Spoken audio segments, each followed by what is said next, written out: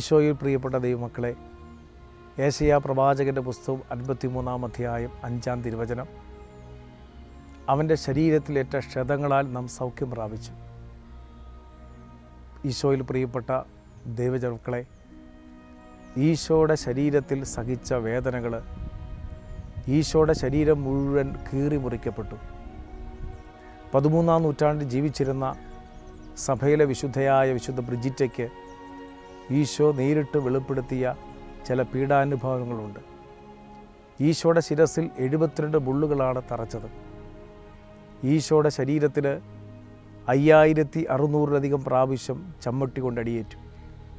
1008 ആഴമേറിയ മുറിവുകളുണ്ടായിരുന്നു. അസ്ഥി കാണാമെന്ന്. ഈശോയുടെ ശരീരം മുഴുവൻ കീറി മുറിക്കപ്പെട്ടു. ഈശോയുടെ തിരുഹൃദയം കുത്തി തുറക്കപ്പെട്ടു. അവൻ്റെ ശരീരത്തിലെ വസ്ത്രങ്ങളെല്ലാം ഉരിഞ്ഞെടുത്തു.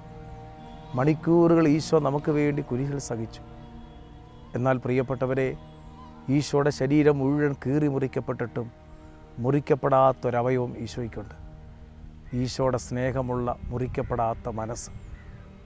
ശരീരം മുഴുവൻ മുറിക്കപ്പെട്ടിട്ടും മുറിക്കപ്പെടാത്ത മനസ്സുള്ളതിൻ്റെ ഉടമയാണ് ഈശോ. അതുകൊണ്ടാണ് എത്ര മുറിവുള്ള വ്യക്തിയാണെങ്കിലും ഈശോയുടെ അരികിലേക്ക് വരുമ്പോൾ അവരെ കെട്ടിപ്പിടിച്ച് സ്നേഹിക്കുന്നത്. എത്ര തകർന്ന വ്യക്തിയാണെങ്കിലും, എത്ര ഈശോയെ വേദനിപ്പിച്ച വ്യക്തിയാണെങ്കിൽ പോലും അവരെ തള്ളിക്കളയാതെ മുറിക്കപ്പെടാത്ത മനസ്സിനുടമയുള്ള ഈശോ കെട്ടിപ്പിടിച്ച് സ്നേഹിക്കുന്നു.